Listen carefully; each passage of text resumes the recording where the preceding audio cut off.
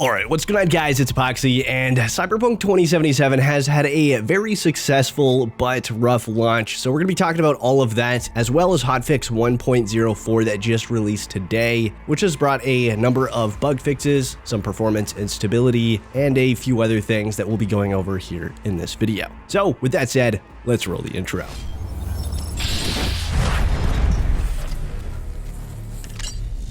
So the new hotfix for Cyberpunk 2077 is now live on PlayStation consoles and PC, and for Xbox systems, they are working to have the update out as soon as possible. So starting with a list of changes for the quest, just keep in mind that I am going to be reading off some character names and quest names here, so if that sort of thing is in your realm of spoiler, feel free to skip past the section. I'll have timestamps throughout the entire video. So for quests, they fix an issue with completing the final objective in Gig Freedom of the Press, fix an issue with starting conversation with Johnny at the end in Life During Wartime, corrected a rare issue with NPCs no longer calling V if a Like a Supreme quest was abandoned midway, fix an issue with Nyx not going into his default state in Spellbound and Cold Mirage, fixed issues blocking progress in I Fought the Law if the quest area is left, fixed inability to find Delamain in Epistrophe, fixed issues related to remaining in the second phase of the quest after finishing Pacifica fight with Ozob if played after finals, fix an issue with nomads no longer present if V leaves the quest area mid-combat in With a Little Help from My Friends / Queen of the Highway, adjusted mappings and re-enabled quest tracker in Manap Tan Pelin, I Walk the Line and Transmission, fixed constraints on freedom to get up and sit down if neither blue line condition is met in Violence, fixed issues with time and space resulting from leaving the quest area or abandoning the quest in Following the River, fix an issue with conversation with Johnny not starting after leaving the hotel in Tapeworm, fix an issue with the quest being blocked upon leaving the quest area before climbing the hill and Following the River, fix the objective Go into Booth 9, not completing if the room's entered too fast in Automatic Love, fix Jackie's issues with sitting still in the Ripper Dock, and other quest fixes. For gameplay, they just listed that they fixed the preview in weapon crafting. For visual, they reduced vehicle appearance pop-in. They've sped up the switching from first-person perspective to third-person perspective in a vehicle, and fixed issues with animations missing from important quest NPCs during cinematics. For performance and stability, they just listed that there is improved stability, including various crash fixes, which seem to have been most prominent on consoles. So hopefully that fixes a lot of the issues, as I know console players are dealing with a lot of crashing. However, I do want to note that it doesn't look like there is any performance increase with this update, at least on PC. There might be on console, but from my benchmarks on patch 1.03 and patch 1.04, there was only a 1 to 3 frame difference in the margin of error, and it went both ways. I did a load of testing today on patch 1.03 and 1.04 after it came out, and at least from my experience, there is no performance increase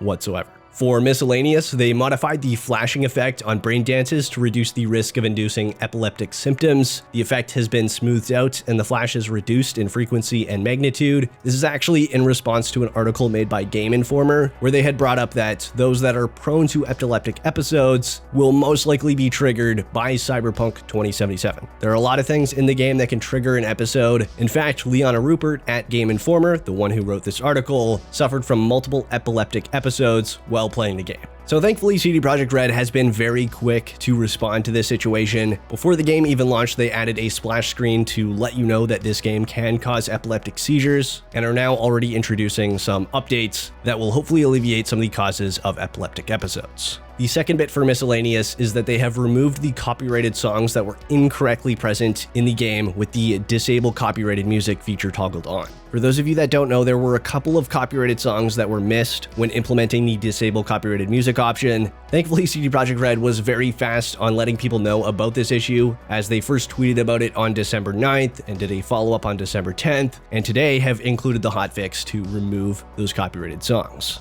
Now moving on to PC specific, they've made it so that switching language to default in the in-game settings now correctly sets it to the language of your Steam client. That is, if you're running the game through Steam. And for console specific, we have improved reflections quality on Xbox One and PlayStation 4 to eliminate the smudge effect, fixed the Wasteland achievement being stuck on 97% after completing all of the relevant missions in the Badlands on Xbox, and fix an issue with missing PTBR VO for Xbox players in Americas. So that is everything for Hotfix 1.04. The update is already out on the PlayStation consoles and PC and is coming out for Xbox sometime soon. But while we're on the topic of console-specific issues, I think we should probably cover the launch states of the original PlayStation 4 and the Xbox One version of Cyberpunk 2077, as they are not playable. And just to give you a demonstration, I'm going to play some footage from a video from Digital Foundry, that being from their Cyberpunk 2077 PS4 versus PS4 Pro frame rate tests. Can consoles run Cyberpunk? I really suggest you watch that full video so you can get an idea of how bad this situation is for consoles. The game on the base PlayStation 4 and I believe the Xbox One as well run sub 30 FPS consistently. We're talking an average of around the lower 20s, around 21 to 23 in regular gameplay, and in certain situations it drops down as low as around 15 FPS. And that's not just for one brief moment, it happens regularly. The game not only looks really bad, which it wasn't expected to look beautiful, but people were at least expecting the game to be playable, which it's not currently on the base consoles. The PlayStation 4 Pro and the Xbox One X are a little bit of a different story. You can run the game, it's much more playable than the base consoles, but it's still not exactly the best experience. Next-gen consoles, on the other hand, are quite playable. They're pretty good experiences, but the only true way to experience Cyberpunk 2077 in all of its glory is on a very high-end PC, and that is very unfortunate that the accessibility to this game even being playable is very low. The game should not have been launched in this state on the original consoles. It's completely unacceptable, and I think people should be allowed to get refunds if they own the game on current-gen consoles. That being said, if they have unlocked the game for PlayStation 5 or the next-gen Xbox, I don't think you should be able to get a refund in that situation. So coming from someone who is loving Cyberpunk 2077 and has been hyped for the game for years, I would avoid the PlayStation 4 and the Xbox One editions of this game entirely. Also keep in mind that the PlayStation 5 and Xbox Series X will be getting a next-gen update sometime in 2021, so if you want to wait for that as well, that should include some optimizations and some graphical upgrades as well. This game needs optimizations across the board, not just for consoles, but for PC as well. This game is very demanding, and I think it always will be, but I think that there still is room for improvement. There were some early rumors that this update was supposed to include some performance improvements as well as RTX performance improvements, but that was either misinformation or it got pushed to a future update. So again, I will be sure to cover all future updates for Cyberpunk 2077. And to be completely honest, I think we should have seen this situation coming for the console versions of the game, as it took them a very long time to even show the console versions for PS5 and Xbox Series X. On top of that, reviewers never received console versions of the game, so you could only review the PC version of the game. They didn't even send out PlayStation 5 or Xbox Series X versions of the game for review. So CD Projekt Red knew that the game on consoles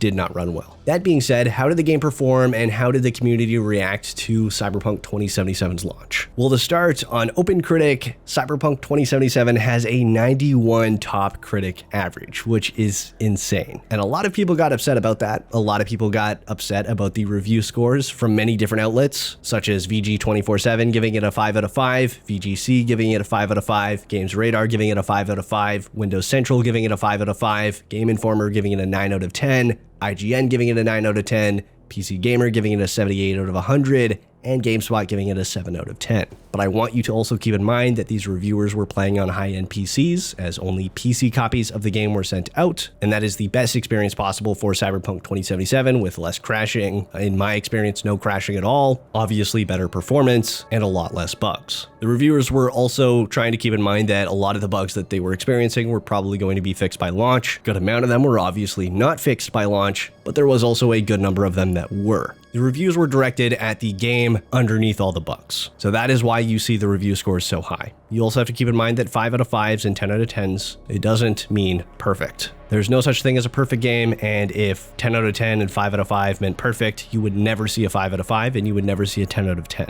making the scale completely useless. Then again, the scale already is useless because a lot of people don't like using the range between 1 and 5. I'm also not under the opinion that I think you should tank a review score because a game is buggy. If it's an amazing game with a lot of bugs, the bugs can eventually be fixed. You should tack off at least 1 point for it having bugs, but I don't think it should get a 5 out of 10 just because it has bugs. If it's an amazing game below that, the game can be fixed. And the reviews are still mentioning that there are a lot of bugs. And again, keep in mind, it's for the PC version. And they had no idea about the state of the console version, and if they did, the review scores would not have been that high. Now, even with some of the issues revolving around the launch of Cyberpunk 2077, it has still seen a wildly successful launch. And here's a look at some official numbers. Cyberpunk 2077 had 8 million pre-orders, which is insane. In fact, pre-order sales of Cyberpunk 2077 across all of its digital distribution channels have exceeded the sum of the total development expenditures related to the game and the game's marketing and promotional costs borne by the company, either already incurred or anticipated for the remainder of 2020. So the game was profitable day one. For the pre-orders, 26% of the pre-orders were physical distribution and 74% were digital distribution, with 59% of the pre-orders from PC and 41% on consoles. So with PC being extremely successful, I think you can come to expect that the game did very well on Steam. In fact, over 2 weeks ago, Cyberpunk 2077 had already exceeded $50 million in revenue on the Steam platform, in which the company collects 80% of royalties. And understanding how well the game performed on Steam, let's take a look at the Steam numbers themselves. Starting with the Steam download bandwidth usage, which peaked at 23.5 terabytes after Cyberpunk 2077 preloads went live, which was higher than the previous peak of 22 terabytes when PUBG 1.0 launched on December 21st, 2017. But it doesn't stop there, as preloads were just the beginning, as the Steam download bandwidth usage peaked at 51 terabytes after Cyberpunk 2077 went live, which is more than double the peak during the Cyberpunk 2077 preload period, which was 23.5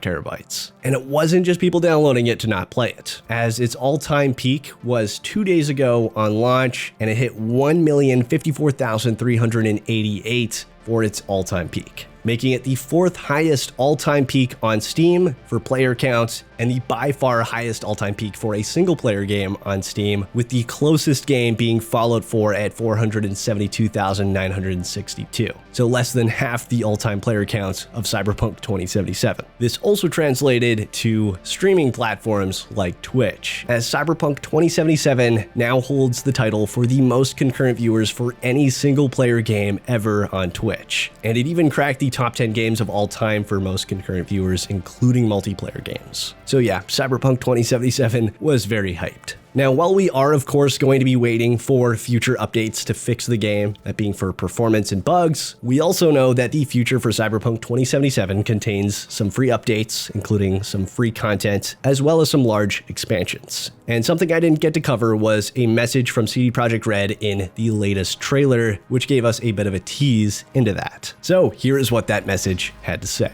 The wait for Cyberpunk 2077 is almost over. It's been quite the journey, and first of all, we want to thank all of you for being with us along the way. We know there's a fair amount of anticipation for the game, and very soon you will be able to decide whether or not we lived up to the hype. Launch day is always a mix of excitement and constant nerve-wracking, and with this being the first game we've developed that isn't titled The Witcher, we'd be lying if we said we weren't anxious to see what you think once you've sunk your teeth into it. With this launch trailer, we're just about ready to flick the switch and see Cyberpunk 2077 go from ours to become yours. We set out to create our most immersive world yet, and we believe that the stories waiting for you to uncover and the relationships you'll forge during your time in Night City will stick with you for quite some time. We've mentioned before that expansions will be coming, and while we're not ready to talk about specifics just yet, we will say that we've learned a lot from our work on both Hearts of Stone and Blood and Wine. Our planned expansions will take you even deeper into the world of Cyberpunk 2077, offering substantial story-driven content that'll give you tough choices to make through impactful narratives that you won't soon forget. But before we get there, we'll be kicking off our free DLC program in early 2021. Just like with The Witcher 3, expect an assortment of free DLC packs to begin hitting Night City, dropping a bunch of cool stuff that will inject even more life into the world of the dark future. We hope you're looking forward to them. We want to end this message with a request. Once you play/finish the game, we would love it if you got back to us and told us who your V was. Our forums and social media are there for you. We want to know how you found Night City and what choices you made. We created a huge world for you to jump into. Tell us your story. CD Projekt Red team. So that is a wonderful message. We now have the confirmation that the free DLC packs will start dropping in early 2021 and that their large planned expansions will be taking us even deeper into the world of Cyberpunk 2077. So the future of this game is looking bright. The game underneath all the bugs is amazing, and I really hope they fix it as soon as possible, but I also cannot wait to see what the future holds for the content. But that is everything for this video. I hope you guys enjoyed this info dump. If you did, please smack that like button down below, subscribe to the Fight if you haven't already, and ring that bell icon to stay updated on all of my future videos. It'd be super greatly appreciated as always. And until next time, this is Epoxy signing off.